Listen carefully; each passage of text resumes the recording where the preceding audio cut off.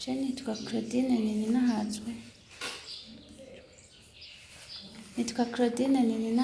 Nkaba nagize accident 2015 nkomereka ku kuguru k'ukubamfu.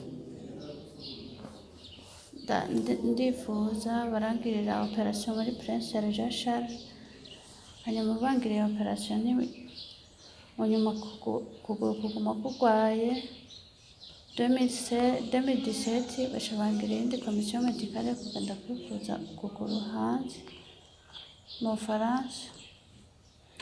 Hanyuma mu nyuma 2018 shangwara mu mutwe côté gauche, basanze mfise ostéolise des os temporaux.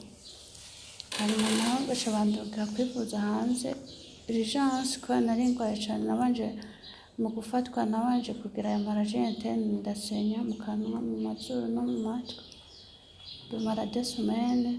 Abaganga baravya leta, Dr Bivagumye Leonard niwe yamvura.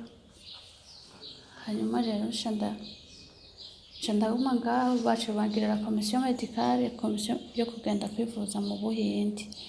Bansavye $12,500, kuvuga 37 millions francs bu.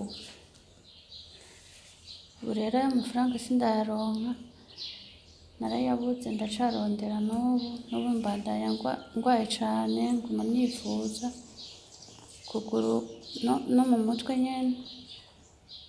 Nari nshaka mumfashe munterere kugira nzoshobore kuja kwivuza. Merci.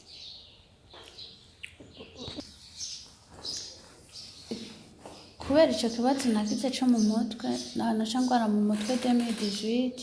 Kubera ico gihe sinshobora gufungura na kimwe, kubera amagufa yo mu mutwe basanze yarononekaye rwose. Sinshobora guhekenya ikintu na kimwe, n'ubuyi canke isupu canke amata gusa, ibintu vyo kunywa gusa, nta kindi na kimwe ushobora guhekenya, n'umuhwi sindawushobora kuwuhekenya. Hanyuma kandi nagira mbanze nshimire abantu bamaze kunterera, Paroisse Kanyosha, Renouveau Charismatique, no mu Gihosha, no muri Cathedrale, n'undi mudamu yitwa Chantal abo muri Canada yaranterereye w'imiliyo, n'abandi benshi bagiye baranterera muri Solidarité, Ministère de la Solidarité Publique. Abo cane ndabakengurukiye rwose, n'abandi benshi sinabavuga ndabaheze. Rero ndafise amahera ashika 14 millions. Rero ndabakengurukiye mwebwe mwese mwanterereye, n'abandi mwese mwifuza kuzonterera. Imana ibahezagire rwose. Konte yanje iri muri BCB y'amarundi n'amadolari. Uzokumva yo nterera azoshira kuri iyo konte, zose ziri muri BCB gusa. Nkakengurukira kandi n'abaganga banyitwararitse kubera ico gihe, ndabakengurukiye rwose, murakoze.